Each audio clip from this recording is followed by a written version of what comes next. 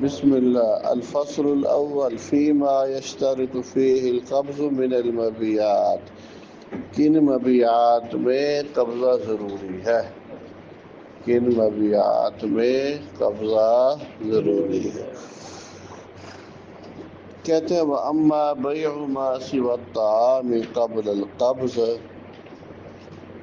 طعام کے علاوہ کسی اور چیز کی بیع اور وہ بھی قبل القبض، فلا خلاف فی مذہب مالک فی اجازت، مالکی مذہب میں کوئی اختلاف نہیں ہے کہ وہ درست ہے۔ اصل میں مالکیہ کہتے ہیں چونکہ حدیث میں آیا ہے لفظ طعام، حدیث میں کیا ہے لفظ، تو وہ کہتے ہیں طعام کے اندر قبضہ ضروری ہے، غیر طعام میں قبضہ ضروری نہیں ہے۔ اب غیر مطعوم کتنی چیزیں ہیں، اس میں زمین ہے، یہ ٹوپی ہے آپ کی، اینک ہے، ہر چیز ہے، سمجھے کہ مالکیہ کیا کہتے ہیں مطعومات میں قبضہ ضروری ہے۔ ایک نمبر دو الطعام الربوی، اور رہا ربوی طعام، فلا خلاف، تو کوئی اختلاف نہیں مالکی مذہب میں قبضہ شرط ہے بیع میں۔ البتہ غیر ربوی طعام، طعام تو ہے لیکن غیر ربوی ہے، مثال کے طور پر مالٹے ہیں، آم ہے، کیلا ہے، سمجھے کہ نہیں؟ اب یہ ساری مطعومات ہیں لیکن کیا ہے غیر ربوی ہیں۔ تو امام مالک کی دو روایتیں ہیں، ایک روایت منع والی اور وہ زیادہ مشہور ہے کہ وہ بھی ٹھیک نہیں ہے۔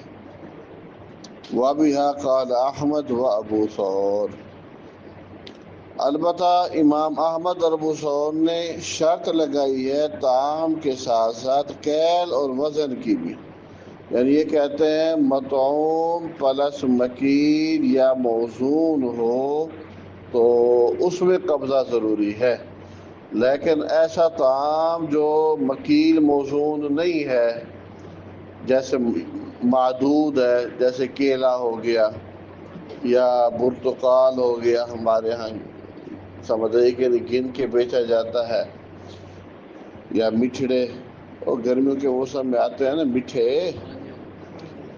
وہ ہو گئے، سمجھے کہ نہیں؟ تو یہ چونکہ معدود ہیں، مطعوم تو ہے لیکن کیا ہے معدود ہیں، اس لیے ان میں قبضہ ضروری نہیں ہے، یہ ان دو حضرات کے نزدیک احمد ابو ثور۔ دوسری روایت امام مالک کی الجواز، جواز والی ہے کہ غیر ربوی طعام تو ہے لیکن غیر ربوی ہے تو اس میں قبضہ ضروری نہیں ہے۔ واما ابو حنیفہ، ابو حنیفہ رحمہ اللہ، قبضہ ان کے نزدیک شرط ہے ہر مبیع میں، سوائے ان مبیعات کے جو منتقل نہیں ہوتی اور بدلی نہیں جاتی، ولا تحول، چیزیں دو ہوتی ہیں نا، منقولہ غیر منقولہ، تو امام حنیفہ رحمہ اللہ کیا کہتے ہیں منقولات میں قبضہ ضروری ہے، جو غیر منقولات ہے اس میں قبضہ ضروری نہیں ہے۔ غیر منقولات میں امام ابو حنیفہ رحمہ اللہ کہتے ہیں کہ تخلیہ کافی ہے۔ غیر منقول جیسے زمین، خود بتاتے ہیں جیسے من الدور مکان ہو گئے، والعقار زمین ہو گئی، تو ان میں قبضہ ضروری نہیں ہے، البتہ تخلیہ ضروری ہے۔ زمین، امام شافعی رحمہ اللہ فإن القبض عنده شرط، قبضہ شرط ہے ہر مبیع میں، وبہ قال الثوری، چاہے وہ مذکور ہے یا وہ کیا ہے غیر مذکور ہے، اس میں قبضہ کیا ہے ضروری ہے۔ بات سمجھ رہی ہے کہ نہیں؟ اور یہ موقف راجح ہے، دلائل آ رہے ہیں۔ اچھا، وبہ قال وهو مروی عن جابر بن عبد اللہ وابن عباس، قال ابو عبید، یہ ابو عبید قاسم بن سلام، اسحاق بن راویہ، ان کا موقف ہے ہر ایسی چیز جو نہ مکیل ہے نہ موزون ہے تو فلا بأس ببیعہ قبل قبضی، تو قبل القبض بیع میں کوئی حرج نہیں ہے۔ تو گویا کہ انہوں نے قبضے کے لیے شرط کن چیزوں میں لگائی؟ مکیل اور موزون میں۔ تو جو مکیل اور موزون ہے، چاہے وہ طعام ہے یا طعام نہیں، کوئی بھی چیز ہے مکیل ہے یا موزون ہے تو اس میں قبضہ ضروری ہے، بغیر قبضے کے آپ آگے نہیں بھیج سکتے ہیں؟ نہیں نا، مکیل موزون معدود نکل گیا نا اس میں، تو گویا کہ معدودات کو قبل القبض بیچا جا سکتا ہے ان کے نزدیک۔ تو شافی تو بیٹھے ہیں، اسی اگلی جگہ بیٹھے ہیں، کہاں دلہ دے رہے ہیں؟ ابھی تو اقوال ذکر کر رہے ہیں مولوی صاحب، اگے آ رہے ہیں جدھر اقوال شاباش ہے۔ وَبِهِ قَالَ ابن حبیب عبد العزیز بن ابی سلمہ و ربیعہ وزاد ہؤلاء، انہوں نے اضافہ کیا کیل اور وزن کے ساتھ معدود کا بھی، چلو ایک معدود نکلا تھا انہوں نے اس کو بھی شامل کیا۔ اب خلاصہ بیان کرتے ہیں، فیتحسد، خلاصہ قبضے کی اشتراط میں 7 قول ہیں۔ نمبر 1، صرف فی الطعام الربوی فقط، صرف ربوی طعام میں قبضہ ضروری ہے، بات سمجھ رہے کہ نہیں؟ یہ امام مالک کی ایک قول تھا، ٹھیک ہے نا۔ والثانی، اور دوسرا قول، علی الاطلاق، طعام کے اندر قبضہ ضروری ہے، وہ طعام ربوی ہے یا وہ طعام غیر ربوی ہے، یہ امام مالک کا قول۔ تیسرا، طعام پلس مکیل اور موزون، سمجھ رہے کہ نہیں؟ یہ احمد اور ابو ثور کا تھا۔ چوتھا کیا تھا؟ فی کل شیء ینقل، ہر وہ چیز جسے منتقل کیا جا سکتا ہے، منقولات، یہ امام ابو حنیفہ رحمہ اللہ کا۔ پانچواں قول فی کل شیء، منقول غیر منقول، مطعوم غیر مطعوم، مکیل موزون معدود، ہر چیز میں، یہ کس کا تھا؟ امام شافعی کا۔ چھٹا قول مکیل اور موزون میں، بس مکیل اور موزون میں، یہ ابو عبید قاسم بن سلام اسحاق بن راہویہ کا پڑھا۔ ساتواں مکیل موزون معدود، یہ آخری والے جو حضرات ہیں، ابن حبیب عبد العزیز بن ابی سلمہ ربیعہ رائی، اب بات سمجھ آئیے کہ نہیں؟ ہاں پہلے دونوں امام مالک کی۔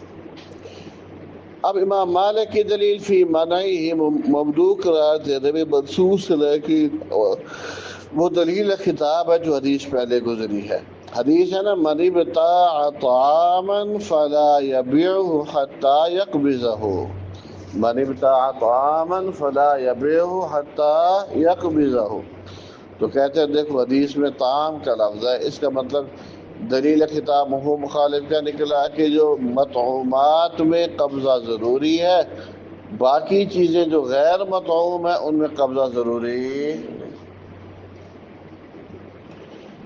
امام شافعی رحمہ اللہ کے دلائل فی تعمیم ذالک، اس کی تعمیم میں، عموم میں، ہر بے میں، امام شافعی کی دلیل 3 دلیلیں ذکر کرے گا۔ دلیل نمبر 1، نبی علیہ السلام کے فرمان کا عموم سے استدلال لیا، لا يحل بیع وسلف ولا ربح ما لم یضمن ولا بیع ما لیس عندک، تو محل سے شاد کے لا ربح ما لم یضمن، جو چیز آپ کی زمان میں نہیں آئی اس پر نفع نہیں لے سکتے۔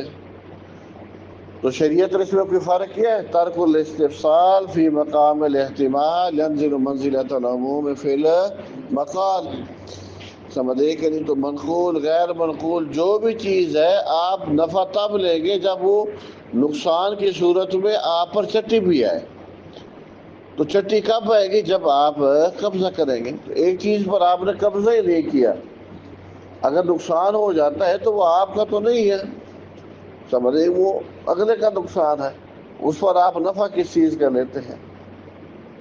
عموم سے دلیل۔ وہذا، اور یہ یعنی کیا؟ بیع قبل القبض، قبل القبض جو بیع ہے یہ من باب بیع ما لم یضمن ہے، اور یہ مبنی ہے امام شافعی کے موجب کے مطابق قبضہ شرط، قبض ضروری ہے، فی دخول، قبضے کے لیے ضروری ہے کیا؟ فی دخول المبیع فی زمان المشتری، کہ مبیع مشتری کے زمان میں آ جائے، مبیع مشتری کے زمان میں آ جائے۔ دوسری دلیل امام شافعی کی، واحتج ایضا بحدیث حکیم بن حزام قال قلت یا رسول اللہ انی اشتری بیوعا، چیزیں خریدتا ہوں، فما یحل لی منها وما یحرم، کیا حلال ہے کیا حرام ہے۔ اب سوال میں بھی عموم ہے، تو نبی علیہ السلام نے کیا کہا تھا، اذا اشتریت بیعا، کوئی فرق نہیں ہے، فلا تبیع حتی تقبضہ، یہ دوسری دلیل۔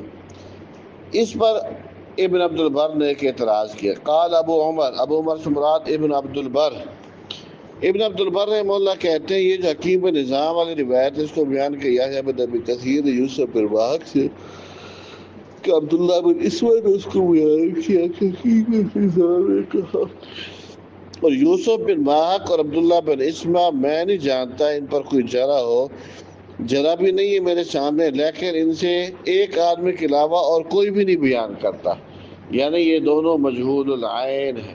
یہ کیا ہے؟ مجہول العین ہے۔ ابن رشد کہتا ہے یہ حقیقت میں یہ کوئی جرح تو نہیں ہے، وَإِنْ كَرِهُ، اگرچہ ناپسند جانا اس کو محدثین کی ایک جماعت نے، لیکن یہ کہ اس کو بیان کرنے والا صرف ایک ہے، یہ کوئی جرح نہیں ہے۔ لیکن ابن عبد البر کی بات ویسے بھی درست نہیں ہے، اس لیے درست نہیں ہے کہ خود یوسف بن واہق جو ہے صحیحین کے روات میں سے ہے، اور اس سے تقریباً 15 لوگ روایت کرتے ہیں۔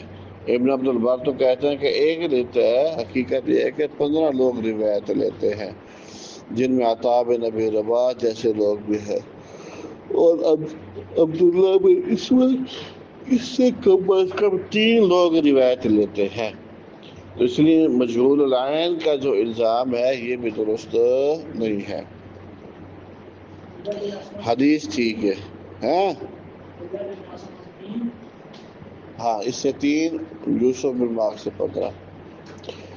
تیسری عقلی دلیل، معنوی دلیل، ومن طریق المعنی، کہتے بئی معلوم یقبہ جو ہے یتطرق منہ الی الربا، اس میں ربا تک پہنچا جا سکتا ہے، یعنی یہ ربا کا ذریعہ بن سکتا ہے۔ کس طرح؟ دیکھیں ایک چیز میں نے 100 روپے کی لی ہے، اب چیز پر میں نے قبضہ نہیں کیا، اب القبض میں 110 کے اندر فروخت کر دیتا ہوں، تو جیسے اس نفع کے اندر مجھے کوئی محنت، کوئی تکلف اور کوئی زمان کچھ بھی نہیں تھا، بغیر تکلف بغیر زمان کے 10 روپے پرافٹ لیے، تو یہی چیز تو سود کے اندر ہوتی ہے، تو کم از کم زمان تو آنی چاہیے نا، تو زمان کب آئے گی؟ جب قبضہ ہوگا۔ اور اس کا آپ کو پہلے بتایا تھا، دوسرا شریعت کا بڑا زبردست یہ ضابطہ ہے قبضے کی شرط، کہ اس کا فائدہ یہ ہے کہ نچلے طبقے کو روزی ملتی ہے۔ قبضے کی شرط لگانے کا فائدہ کیا ہے کہ نچلے طبقے کو، اب دیکھیں نا جس نے 100 بوری سونا یوریا خریدی ہے اس پر قبضہ کرنا ضروری ہے، تو 100 بوری خریدنے والا تو بوری چک بھی نہیں سکتا، 100 بوری خریدنے والا تو بوری چک بھی نہیں سکتا، تو چکن واسطے وہ تو قبضے واسطے کی ہے، کوئی مزدور لینا پائے گا، مزدور کو بھی روزی ملے گی، نال جرا کوئی رکشے والا ہے، ڈالے والا ہے، انہوں بھی روزی ملے گی، ریڑی والا گھر چھڑ کے جائے گا، انہوں بھی روزی ملے گی۔ تو اس طرح جو سرمایہ ہوتا ہے وہ پھر پورے معاشرے میں گردش کرتا ہے، جب سرمایہ اوپر سے نیچے تک جب گردش کرے تو پھر ہر ایک کو روزگار ملتا ہے اور غربت ختم ہوتی ہے۔ لیکن اگر سرمایہ ایک مخصوص طبقے کے اندر ہی گردش کرتا رہے، نتیجہ یہ نکلے گا وہ مخصوص طبقہ جو ہے وہ امیر سے امیر تر ہوتا جائے گا، اور نچلا طبقہ ان میں سرمایہ آیا نہیں، گردش ہوئی نہیں، نتیجہ کیا نکلے گا؟ وہ غریب سے غریب تر، آج بھی روزی نہیں ملی، کل بھی نہیں ملی، تیسرے دن بھی نہیں ملی، نتیجہ وہ چوتھے دن انہیں بٹھا پہ جانا۔ اب بات سمجھ رہی کہ نہیں؟ تو قرآن مجید نے یہ جو زکوٰۃ، عشر، خمس اور اسی طرح وراثت کا جو نظام، صدقۃ الفطر کا جو نظام بنایا ہے، اس کا سب سے بڑا فائدہ یہ ہے کہ سرمایہ منجمد نہیں رہتا، سرمایہ گردش میں آتا ہے۔ اب جس کے پاس بہت زیادہ دولت ہے، ٹھیک ہے، وہ کاروبار نہیں کرے گا، نتیجہ کیا نکلے گا؟ اس سے زکوٰۃ نہیں جائے گی، تو سال بہ سال اس کا سرمایہ کم ہوگا کہ نہیں ہوگا؟ جب کم ہوگا تو اس کو تکلیف ہوگی کہ نہیں ہوگی؟ نتیجہ وہ کیا کرے گا؟ سرمایہ کو کام میں لائے گا۔ جب اس کو کام میں لائے گا تو خود بھی چلو کام کر بھی لے، پھر کوئی مزدور بھی لگائے گا اور کام کرے گے، یا فیکٹری جو بھی ہے، تو ان کو بھی فائدہ ہوگا، پھر اس کا سرمایہ بڑھنا بھی شروع ہو جائے گا۔ کئی لا یکون دولۃ بین الاغنیاء منکم، بات سمجھ آئیے کہ نہیں؟ احتکار اسی لیے شریعت نے منع کیا کیونکہ اسے سرمایہ منضمن ہوتا ہے، بات سمجھ آئیے کہ نہیں؟ وَمِن طریق، اچھا، وَإِنَّمَا اسْتَثْنَىٰ ابو حنیفہ نے مستثنیٰ کیا ما یحول و ینقل کو، یعنی جس کو یحول بدلا جا سکتا ہے، یعنی ایک جگہ سے دوسری جگہ، وینقل منقول کیا جا سکتا ہے ان کے ہاں، اس سے جو جس کو نقل نہیں کیا جا سکتا، من طریق المعنی معنوی اعتبار سے، عقلی اعتبار سے، بے ما لم یقبض یتطرق منہ پہنچا جا سکتا ہے اس کے ذریعے ربا تک۔ ابو حنیفہ نے جو مستثنا کیا ہے ما یحول و ینقل کو مما لا ینقل سے، کیوں؟ لأن ما لا ینقل ہونا چاہیے، آپ کے پاس کیا عبارت ہے؟ جو منقول نہیں ہے تو قبضہ امام حنیفہ کے ہاں اس میں وہ کیا ہے؟ تخلیہ، ما لا ہونا چاہیے، بات سمجھ رہی کہ نہیں؟ اے نہیں، اگلا ما ینقل، کیونکہ منقولات میں تو امام ابو حنیفہ رحمہ اللہ قبضے کو ضروری قرار دیتے ہیں۔ نہیں، یا یہ بھی ہو سکتا ہے، ایک منٹ، لأن ما ینقل، ادھر دیکھیں، یعنی قبضہ تو ضروری ہے لیکن قبضہ کی کیفیت کیا ہے؟ ابو حنیفہ رحمہ اللہ کہتے ہیں منقولات میں قبضہ کی کیفیت فقط تخلیہ ہے، الگ ہو جانا۔ اے مولوی صاحبہ تو پیچھے پیچھے رہی، اس سے مستثنا کی ابو حنیفہ نے جس چیز کو منتقل کیا جا سکتا ہے اور بدلا جا سکتا ہے، اندہو ابو حنیفہ کے ہاں مستثنا کیا ہے اس سے جس کو منتقل نہیں کیا جا سکتا، یعنی غیر منقولات میں ابو حنیفہ کا موقف سمجھے، یعنی غیر منقولات میں قبضہ ضروری نہیں ہے، منقولات میں قبضہ ضروری ہے، لیکن وہ قبضہ کس طرح ہے؟ فقط تخلیہ، اگلا بندہ الگ ہو گیا، سمجھے کہ چاہے وہ سامان اسی کی جگہ کے اوپر پڑا ہے، اسی کے سٹور اور گودام میں پڑا ہے، سمجھے اس نے کہہ دیا کہ جی یہ تیرا ہو گیا، سمجھے کہ نہیں، الگ ہو گیا ہے تو قبضہ ہو گیا، لیکن دوسرے کہتے ہیں نہیں، دوسرے فقہا کہتے ہیں قبضہ کے لیے تخلیہ ضروری نہیں ہے بلکہ انتقال ضروری ہے، کہ اتو چکے تو اپنے سٹور سے لے کے آوے۔ نہیں، منقول کے ساتھ، لأن ما ینقل، اس لیے کہ جس کو منتقل کیا جا سکتا ہے تو قبضہ ابو حنیفہ کے ہاں اس میں وہ کیا ہے؟ تخلیہ کے ساتھ ہے، بس علیحدہ ہے، انتقال نہیں ہے۔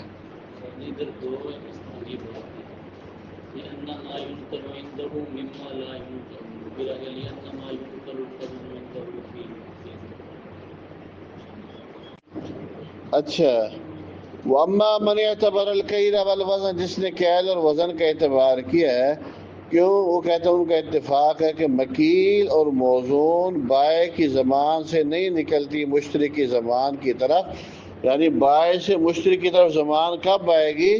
الا بالکیل والوزن، جب وہ کیل وزن کر لے گا۔ وقد نہی عن بیع ما لم یضمن، اور ایسی بیع جو زمان میں نہ ہے اس کو آگے بیچنا ہی منع ہے۔ تو اس میں راجح بات امام شافعی رحمہ اللہ کی، البتہ امام مالک کی جو دلیل ہے نا، من ابتاع طعاما فلا یبیعہ حتی یقبضہ، ان میں اور امام شافعی کے عام ادلہ میں تضاد نہیں ہے۔ اب یہاں اصول فقہ کام آئے گی، کیا کہ اصل عموم ہے اور ایک روایت میں اگر طعام کا لفظ آیا ہے تو یہاں پہ وہ قاعدہ نہیں لگے گا کہ الخاص یقضی علی العام، بلکہ یہ قاعدہ لگے گا ذکر بعض افراد العام لا يدل علی التخصیص بل يدل علی التاکید۔ بات سمجھے کہ نہیں کہ ہر چیز کے اندر قبضہ ضروری ہے، طعام میں تو بالخصوص ضروری ہے، یہ معنی ہے۔ اور پھر بات سمجھ لگی کہ نہیں؟ تو یہ جو عام اور خاص میں تضاد ہو تو پھر خاص کو مقدم کرتے، یہ اس وقت ہے جب تضاد ہو۔ تو یہ ایک روایت میں منبتا طعامن اور دوسری میں عموم ہے، تو یہ کوئی تضاد نہیں ہے۔ وہ جو طعام ذکر کیا گیا ہے وہ کس قبیل سے ہے؟ ذکر بعض افراد العام۔ ہاں، راجح بات امام شافعی رحمہ اللہ کی ہے کہ قبضہ ضروری ہے، البتہ ہر چیز کا قبضہ اپنے اعتبار سے ہے، یہ عرف فیصلہ کرے گا، یہ عرف فیصلہ کرے گا، سمجھ آئی کہ نہیں؟